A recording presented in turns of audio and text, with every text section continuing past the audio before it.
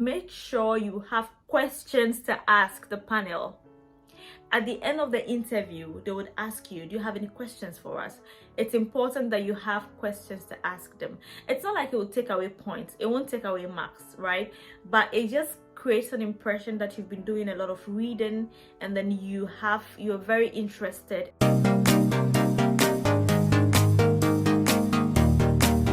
Hi Achiever, and welcome to my channel. My name is Zarina, and on this channel I share a lot of useful information on studying abroad, scholarship applications and university applications, and generally information that would make your study abroad dreams become a reality. In today's video, I am going to be sharing with you 10 key tips or 10 relevant things you should note when you're going to the Chevening interviews. And I also believe that this would be relevant to you if you're going to other interviews, but this is specifically for the Chevening interviews. And I have created other videos on the Chevening interviews, which is why I'm just giving you 10 tips. So if you want to watch an in-depth video, I have about 3 or 4 videos on the Chevening interviews. I'm putting them in the description box. Please check them out. But in today's video, I'm going to be sharing with you about 10 that you need to note when you're going for the Chevening interviews. Now, why am I qualified to speak about this? I believe I'm qualified to speak about this because I am the Chevening scholar, so I have definitely gone through the process, the Chevening interview process. The second thing is that I have mentored people and I've helped people prepare for their Chevening interviews, and we've had success stories. And third, I have been privileged to sit on the Chevening interview panel as a Chevening alumna. So I have had an experience, I've helped people, and have been on the other side. So I believe that there are some key things that I'd like to share with you, and these would be really relevant to you if you are preparing for the Chevening interviews. The first thing you need to note is that you have to prepare for the interview, and preparing entails a lot of research. So you need to do some extensive research. So research. Read a lot about the scholarship. There are lots of information online and offline about the Chevening Scholarship, and by offline I mean people that you probably know in your circles. If you don't know people, you would definitely be able to get a lot of information from YouTube and on the Chevening website. So do a lot of research. Tip number 2 is organize mock interviews. Now, I had from my own personal experience, I think I had at least 3 mock interviews before my actual interview. And I have, for people that I have helped prepare for interviews, we've had in most cases multiple mock interviews where they prepare for the Chevening interview and then learn about some of the things, and just to give it a hands-on experience of sorts on how they can approach the interview process. Just like any other interview, check what you wear. So dress up in a nice, clean, professional attire. So whatever you wear, it's important, first of all, because it gives an initial impression of you before you speak, and again, and most importantly, it can have an effect on how you feel about yourself. So if you do not dress well, or you do not wear what you would be confident or comfortable in, then you are likely to have a problem. So if you are in doubt about an outfit, in my opinion, I would say don't wear it. If you are in doubt about what you'd wear to your interview, then don't wear it. There are certain things that are definitely off the list. You can't wear jeans to the interview. You can't wear slippers to the interview. You have to dress looking formal, and formal attire can be different things.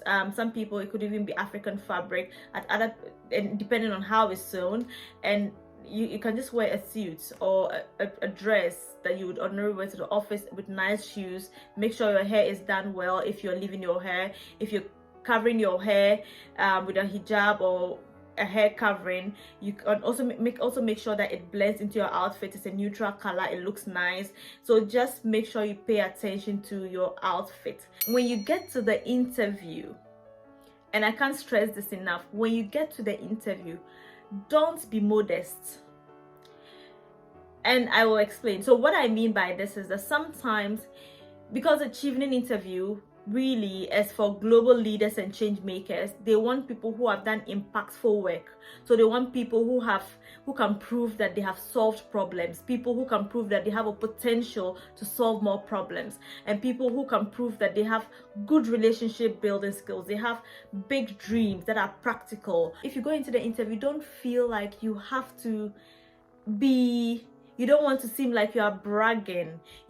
I'm not saying go and brag, obviously, but I'm just saying that don't be like, oh, you don't want it to seem like, oh, I've told them that I've done ABC. It might seem like I'm talking too much. No, don't go there and go and play angel or go and play modest. I think modesty is just a word. I don't know which other word. Or humble. I think being humble is good, but in the context, some people feel like if you're humble, don't talk much. That's not what I mean. Don't do that. If you go into the interview, you are competing against so many different people. I'm not saying go and be thinking about the other candidates. No, focus on yourself. But someone else might say something that you have done and say something similar to, but they would say it and you would not say it because you don't want it to seem like you're saying a lot of things. Go there, project what you do, project yourself, tell them what you do, tell them the kind of work you've done, and hopefully it would convince them. But don't go there and try to play modest. Express yourself in the most assertive, respectful, polite, confident way. Focus on your course and know your course inside out. So the program you want to study in all 3 universities, make sure that you know them. And I believe that if you made it to the interview, it means that you justified your programs and university choices in the application. So make sure that if you are going to be talking about your program or your course, make sure you know it inside out. Learn about the models, learn about the university, learn about the department, learn about the academics in the department that are relevant to your work, so that you can have a lot of juice. Like, you have a lot to tell them. They may ask you about all 3 university choices and why you chose to use those university, or you selected those university courses. Or they can ask you about one of them. So if you know more about one, or you know about one and don't know about the other, this might come as a disadvantage. The next thing is to learn about the UK. Obviously, I'm not saying go and find history books of the UK and try to learn everything about the UK, no, but try to know just basic stuff, like what are some of the values of the United Kingdom, right? Or wherever you're going to study. For instance, if you're going to live in Swansea, what are some of the things about Swansea that make you want to live there? What attracts you about the place? Let's talk about British culture. What are some of the cultures that you look forward to or you admire? What are some of the culture shock that you think you might experience, and how would you deal with those culture shock if you happen to experience them? So just learn generally about some of these things as they relate to you. They might ask you some of these questions in the interview. Managing time in the UK and finding a balance between studying and extracurricular activities. And this also is something you should think about. How are you going to manage your time? What have you done in the past to deal with a situation where you had to deal with competing priorities? When you get to the UK, how would you manage your studies as opposed to making time for activities, either Chevening activities or just exploring the UK? Because Chevening does not expect you to just come and sit at one place or in the town or city where you're studying and just focus on academics. They also want you to be able to experience the UK, the food in the country, the entertainment in the country, the tourist sites in the country, the people in the country. So these are things that you have to also pay attention to. How are you going to manage that? How are you going to find time? Are you going to use a scheduling tool? How are you going to plan your activities? How have you done that successfully in the past? Think about all of these things, so when the panel asks you, you can speak to them. The next thing is, which I think is probably, if not the most important on my list, and that is connect your career to your course and vice versa. So if you are asked about why you want to study a program, or why you want to study, say, human resource management, you can talk about the course and also mention occasionally how that is relevant to you because you want to work in this position as a career, or in this company when you complete your studies. So the other side of it is even more important, and that is connecting your career to what you want to study. The career plan question, just like all of the other questions, may come in different forms. So they may not say, tell us about your career plan. They can ask it in a different way. For instance, what is it that you would do when you study this course that you otherwise would not be able to do? And that is a career plan question. So all of these things are important. So if you are asked a career plan question, you have to be able to talk about it and relate it to what you want to study. So for instance, if I said, okay, I want to study media and communications, and I said, oh, so in the long term I want to work in the United Nations as a communications specialist, I must say, so when you say that, you also have to say, which is why I want to study this course or this program, because the models under that program would equip me with ABC skills to be able to realize this ambition or this goal. So that is important. And the career plan question, answering the question, I think I have, again, check the description for the other videos I've done, because it will take a lot of time if I want to delve deeper into it. But if you're answering the career plan question, make sure you talk about what problem you're solving, just like the leadership question. Talk about what problem you're solving. Talk about timelines. Be specific.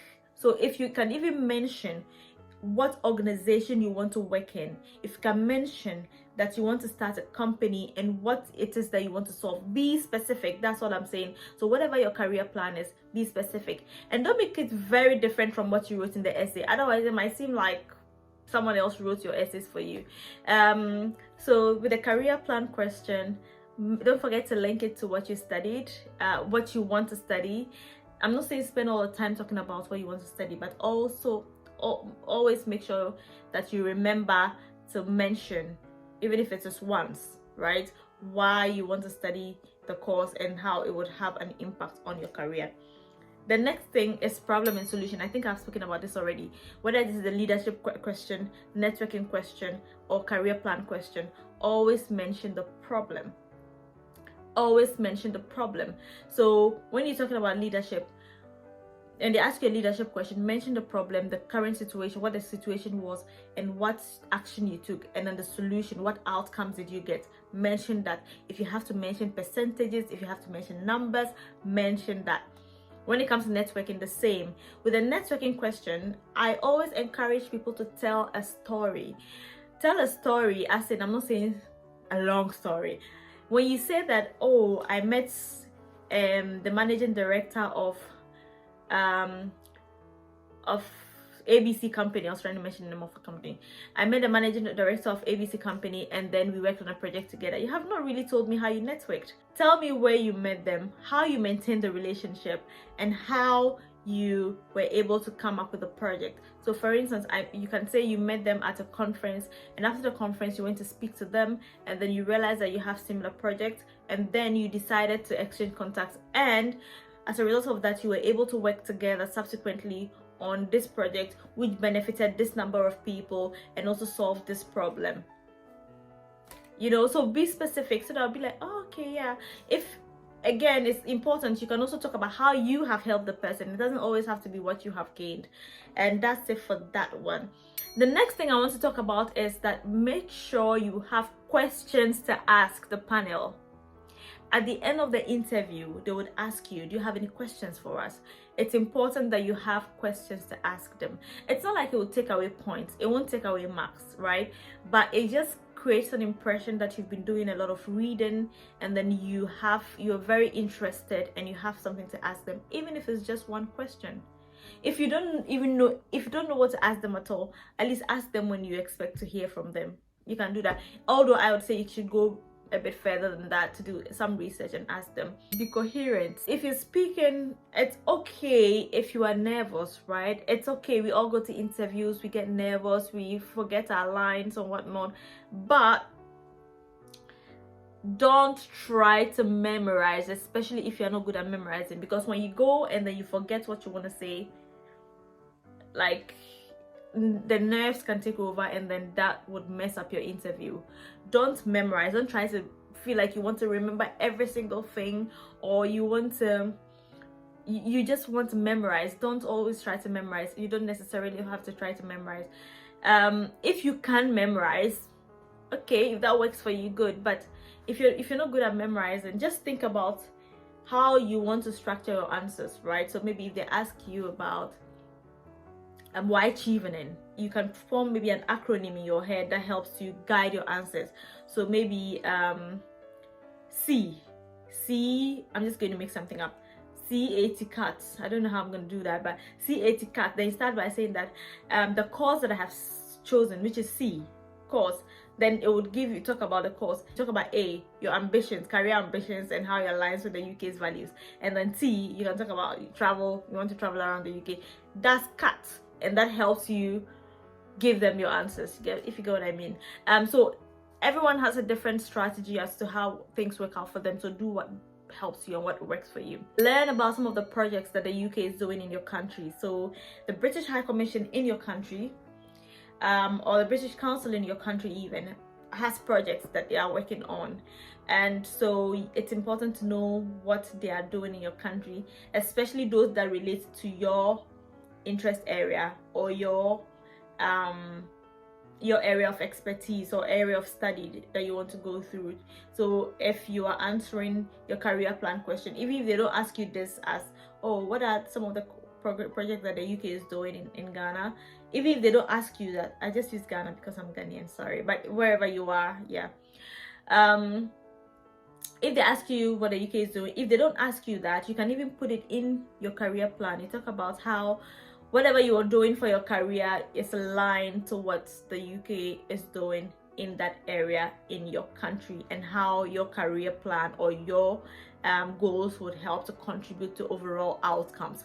So that's it for me. These are 12 of them. I don't know why I said 10 at the beginning, but these are 12 things that you need to bear in mind when you are preparing for the Chevening interviews. And I know that some people have had their interviews already.